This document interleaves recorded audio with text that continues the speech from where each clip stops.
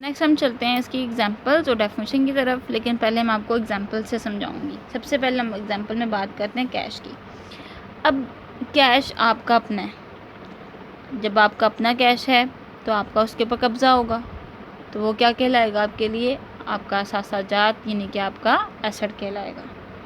Account receivable. Account receivable का मतलब होता है आने वाले वक़्त में किसी से पैसा वसूल करना, यानी कि ऐसे वाजबात जो कि काबिले वसूल हो। ठीक है।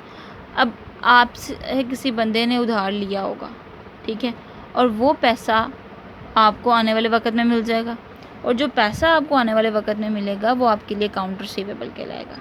आपका बैंक बैलेंस मतलब आपने जो पैसा अपने बैंक में जमा करवाया हुआ है वो आपका बैंक बैलेंस कहलाएगा, और वो भी आपकी पोजीशन में है, आपकी वैल्यू में है।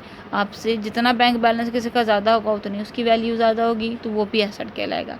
नेक्स्ट लैंड भी हमारा एसेट है, क्योंकि हमने उसको पैसे दे के ख़रीदा होता है। बिल्डिंग, वो भी हमारा एसेट कहलाएगा। ठीक है। फर्नीचर, वो भी एसेट कहलाएगा। मशीनरी, हमने फैक्ट्री शुरू करनी है तो उसमें मशीनरी लगानी है, तो मशीनरी भी हमारा जो है वो एसेट कहलाएगी। इसके अलावा स्टॉक होता है वो माल जो हम लोगों ने बेच के पैसा कमाना होता है, तो वो ये सारी चीज़ें हमारा एसेट कहलाती हैं। इसको हम लोग आसान लफ्ज़ों में कहेंगे तो एसेट जो है वो बेसिकली एक बैकबोन है बिज़नेस की, क्योंकि बिज़नेस जो है बग़ैर पैसे के, बग़ैर लैंड के, बग़ैर बिल्डिंग के, बग़ैर फर्नीचर के नहीं चलता। ठीक है। तो आने वाले वक़्त में जो भी पैसा होगा वो भी हमारा एसेट कहलाएगा। तो जब तक ये एसेट नहीं होगा हमारा कारोबार नहीं चलेगा। अब इसकी डेफिनेशन देखें। Assets are the things having certain value possessed by a business, यानी कि एसेट ऐसी चीज़ें हैं जो कि हमारे बिज़नेस की तरफ से क्या होगा, उस पर कब्ज़ा होगा, उसका सर्टन वैल्यू, यकीनी जो है वो वैल्यू के साथ उसका कब्ज़ा होगा। And receivable by a business, और आने वाले वक़्त में हमारे लिए वसूल, यानी कि काबिल वसूल होगा ऑन अ पर्टिकुलर डेट, एक ख़ास जो है वो डेट के साथ। मतलब कि हम कहेंगे कि जी कोई अगर हमसे उधार पैसे लेके जाएगा तो वो कहेगा कि मैं आपको फ़लाँ डेट को दे दूँगा, तो वो पर्टिकुलर डेट जो है वो डेट कहलाएगी जिस डेट में आपको आपका एसेट वापस मिलेगा। ठीक है। नेक्स्ट हम आते हैं एक्सपेंस की तरफ। एक्सपेंस का मतलब क्या होता है? हम लोग खर्चे करते हैं। क्यों करते हैं खर्चे हम लोग इसलिए करते हैं ताकि हमारा जो कारोबार का मकसद है वो पूरा हो सके। इसकी जैसे कि यहाँ पे क्या लिखा है, कारोबार के मकसद को पूरा करने के लिए जो खर्चे होते हैं वो एक्सपेंसेस कहलाते हैं, और कारोबार की आमदनी को बढ़ाने का ज़रिया होते हैं। अब आमदनी को बढ़ाने का ज़रिया कैसे हो सकते हैं? लेट्स सपोज़ कि हमने ख़र्चा किया, एक जो है वो शॉप ओपन करनी है, उसके लिए हमने सबसे पहले क्या ख़रीदा? हमने ख़रीदा जो है वो बिल्डिंग ख़रीदी शॉप के लिए, कि हमने फ़लाँ जगह पे एक शॉप बनानी है, तो उसके लिए हम लैंड लेंगे, बिल्डिंग लेंगे, उसके ऊपर जो है वो लाइटनिंग करेंगे। इसके अलावा हम वो चीज़ ख़रीदेंगे जो कि हम लोगों ने बेचनी है। मिसाल के तौर पे अगर हमारा मेडिकल स्टोर होगा तो हमने मेडिकल स्टोर के लिए मेडिसिन ख़रीदनी है। मेडिसिन ख़रीद रहे हैं, अब ख़र्चा कर रहे हैं ना। अब जो ख़र्चा हम लोग करेंगे वो इसलिए करेंगे ताकि उसी ख़र्चे को हम लोग ज़रा महंगे दामों बेच के तो अपना कारोबार आगे बढ़ा सके, अपनी आमदनी का ज़रिया बना सकें।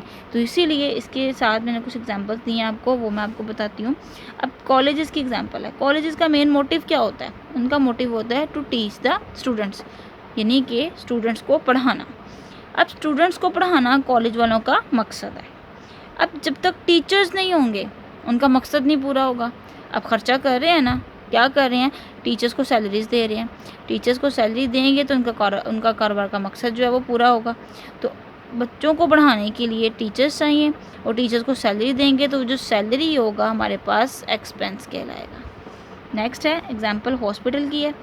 हॉस्पिटल का क्या मोटिव होता है? उनका मोटिव होता है टू क्योर द पेशेंट्स, यानी कि जो भी मरीज़ हैं उनकी जो है वो खिदमत करना, उनकी केयर करना, उनको ठीक करना, उनका इलाज करना। ठीक है।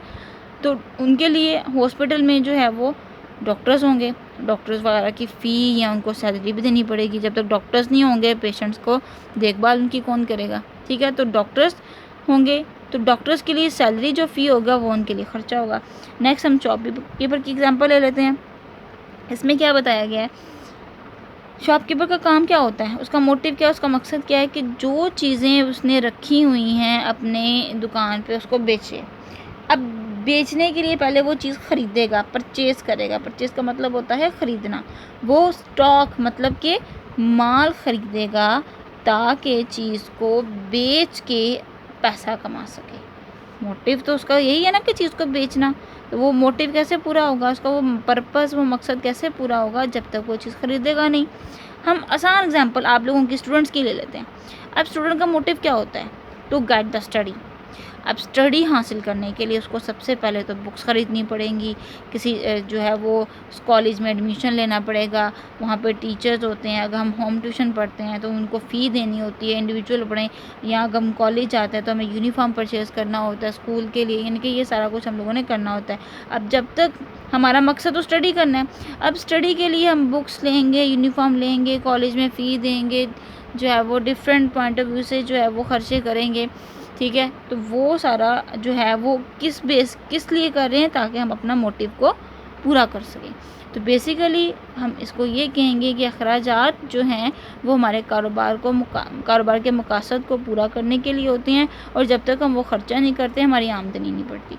इस पॉइंट ऑफ व्यू से इसकी दो डेफिनेशन हैं। पहली डेफिनेशन में क्या है, a part of a expenditure, यानी खर्चों का वो हिस्सा हुज बेनिफिट जो कि हमें फ़ायदा देता है, इज़ रिसीव्ड यानी कि जिससे हमें फ़ायदा वसूल होता है, हमें फ़ायदा मिलता है, और enjoyed during the particular date, और हम उसको ये ख़ास जो है वो मुद्दत में यूज़ करते हैं, उससे फ़ायदा हासिल करते हैं, इज़ कॉल्ड एक्सपेंस, उसको एक्सपेंस कहा जाएगा।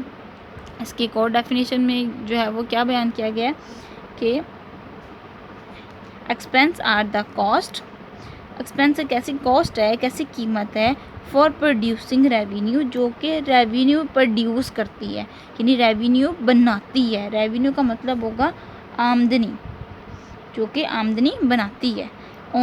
इन अ पर्टिकुलर अकाउंटिंग पीरियड, एक ख़ास जो है वो अकाउंटिंग पीरियड में। पर्टिकुलर का मतलब होगा ख़ास मुद्दत, पीरियड मतलब मुद्दत, यानी कि किसी भी अकाउंटिंग ईयर में एक मुद्दत को पूरा करते हुए हमें फ़ायदा पहुंचाती है। अकाउंटिंग ईयर का मतलब होगा कि अकाउंटिंग पीरियड का मतलब ये होगा कि हमने अगर जनवरी में कारोबार शुरू किया तो दिसंबर तक जो है वो एक मुद्दत होगी। अब वो जो मुद्दत कहलाएगी उसमें हम लोगों ने पूरा कैलकुलेशन करनी है, तो उसको हम लोग अकाउंटिंग पीरियड कहेंगे, ठीक है। यहाँ तक तो थे हमारे हेड्स ऑफ डिपार्टमेंट। हमने आज दो हेड्स ऑफ डिपार्टमेंट्स यानी कि एक एसेट, ठीक है, और एक एक्सपेंस को डिस्कस किया है। एसेट के बारे में ये बताया है कि ये वो चीज़ें जिसमें हमारी पोजेसन होती है, हमारा कब्ज़ा होता है, और एक्सपेंस के बारे में हमने क्या बताया है कि कारोबार के मकसद को पूरा करने के लिए जो खर्चे किए जाते हैं वो एक्सपेंसेस कहलाते हैं। आज आप लोग यहाँ तक जो है वो अपना लेक्चर प्रिपेयर करें। नेक्स्ट इंशाल्लाह बाकी जो 3 हेड्स हैं हमारे पास, जिसमें हम लोगों ने पढ़ा है इनकम, लायबिलिटीज़ एंड कैपिटल, इसको हम लोग डिस्कस करेंगे नेक्स्ट लेक्चर में। तब तक के लिए अल्लाह हाफ़िज़।